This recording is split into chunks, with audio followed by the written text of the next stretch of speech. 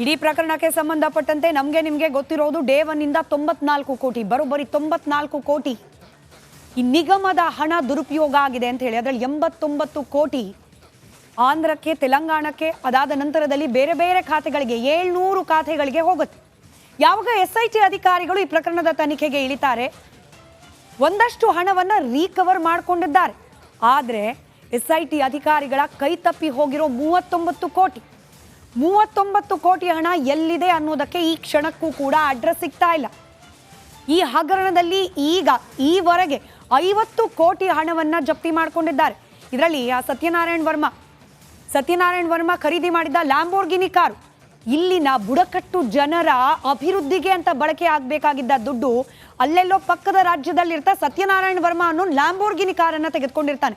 ಅದನ್ನು ಕೂಡ ರೀಸೇಲ್ ಮಾಡಿ ಅದರ ಹಣವನ್ನು ಕೂಡ ಜಪ್ತಿ ಮಾಡಿಕೊಂಡು, ಹಾಗೆ ಬೇರೆ ಬೇರೆ ಖಾತೆಗಳಿಗೆ ಹೋಗಿದ್ದ ಹಣವನ್ನು ಸೀಸ್ ಮಾಡಿ, ಹಾಗೆ ಫ್ರಾಡ್ ಅಕೌಂಟ್ಗಳಲ್ಲಿದ್ದಂತಹ ಹಣ, ಬ್ಯಾಂಕ್ನಲ್ಲಿದ್ದಂತಹ ಹಣ, ಇದೆಲ್ಲವನ್ನ ಕೂಡ ವಶಕ್ಕೆ ಪಡೆದಿರೋದು ಈವರೆಗೆ 50 ಕೋಟಿ ಮಾತ್ರ.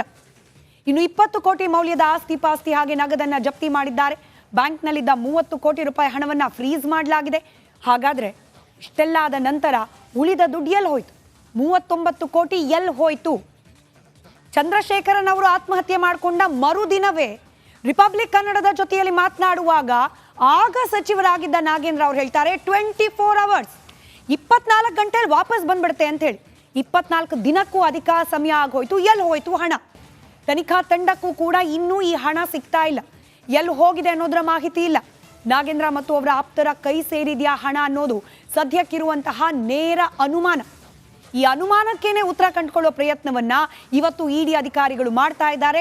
ಸತತವಾಗಿ 33 ಗಂಟೆಗಳಿಂದಲೂ ಕೂಡ ಇಂಚಿಂಚು ಮಾಹಿತಿಯನ್ನ ಕಲೆ ಹಾಕ್ತಿದ್ದಾರೆ. ಇನ್ಫ್ಯಾಕ್ಟ್ ರಿಪಬ್ಲಿಕ್ ಕನ್ನಡಕ್ಕೆ ಇಡಿ ಸೋರ್ಸ್ನಿಂದಲೇ ಲಭ್ಯವಾಗಿರುವ ಮಾಹಿತಿ, ಹಾಗೆ ದದ್ದಲ್ ಇಬ್ಬರಿಂದಲೂ ಕೂಡ ಈ ವಾಲ್ಮೀಕಿ ನಿಗಮದ ಹಣ ಟ್ರಾನ್ಸಾಕ್ಷನ್ ಆಗಿದೆ, ಅವರ ಕೈ ಸೇರಿ ಅಲ್ಲಿಂದಲೂ ಕೂಡ ಮುಂದುವರೆದು ಇನ್ನೆಲ್ಲೋ ಹೋಗಿದೆ ಅನ್ನೋದ್ರ ಬಗ್ಗೆ ಸುಳಿವುಗಳು ಇಡಿ ಅಧಿಕಾರಿಗಳಿಗೆ ಸಿಕ್ಕಿದೆಯಂತೆ. ಅಧಿಕೃತವಾಗಿ ಅದರ ಮಾಹಿತಿ ಬಂದಾಗ ನಿಮಗೆ ತಲುಪಿಸ್ತೇವೆ. ಇದರ ಜೊತೆಗೆ ಇದೇ ಪ್ರಕರಣಕ್ಕೆ ಸಂಬಂಧಪಟ್ಟಂತೆ ರಿಮಾಂಡ್ ಕಾಪಿ, ಬಹಳ ಮುಖ್ಯವಾದ ಅಂಶಗಳು ಈ ರಿಮಾಂಡ್ ಕಾಪಿಯಲ್ಲಿ ಲಭ್ಯವಾಗಿದೆ. ರಿಮಾಂಡ್ ಕಾಪಿ ಅಂದರೆ SIT ಅಧಿಕಾರಿಗಳು ಏನು ಈ ಪ್ರಕರಣದಲ್ಲಿ ಈಗ ಆಲ್ರೆಡಿ ಆರೋಪಿಗಳಿದ್ದಾರೆ, ಅವರನ್ನ ವಿಚಾರಣೆ ಮಾಡಿದ ಸಂದರ್ಭದಲ್ಲಿ ಅವರಿಂದ ಪಡೆದ ಹೇಳಿಕೆಯ ಒಂದಷ್ಟು ಅಂಶಗಳನ್ನು ನ್ಯಾಯಾಲಯಕ್ಕೆ ಸಬ್ಮಿಟ್ ಮಾಡಿರುವಂತಹ ಅಂಶಗಳು. ಹಾಗಾದ್ರೆ ಏನಿದೆ ಅದರಲ್ಲಿ ಗಮನಿಸ್ತಾ ಹೋಗೋಣ. ಬಹಳ ಮುಖ್ಯ, ಇದು ಕೇಳಿಸ್ಕೊಳ್ಳಿ. ಅದರಲ್ಲೂ ವಾಲ್ಮೀಕಿ ಸಮುದಾಯದ ಜನ ಇದ್ರೆ ದಯಮಾಡಿ ಕೇಳಿಸ್ಕೊಳ್ಳಿ. ನಿಮಗೆ ಸೇರಬೇಕಾಗಿದ್ದ ಹಣ ಎಲ್ಲೆಲ್ಲಿ ಹೆಂಗೆ ಹರಿದು ಹಂಚು ಹೋಗಿದೆ ಅಂತ ಹೇಳಿ, ಯಾವೆಲ್ಲ ಹೆಗ್ಗಣಗಳ ಬಾಯಿಗೆ ಸೇರಿದೆ ಅಂತ ಹೇಳಿ. ಈ ರಿಮಾಂಡ್ ಕಾಪಿಯ ಸಾರಾಂಶ, ವಾಲ್ಮೀಕಿ ನಿಗಮಕ್ಕೆ ಸಂಬಂಧಪಟ್ಟಂತೆ 2 ಖಾತೆ ಇದೆ.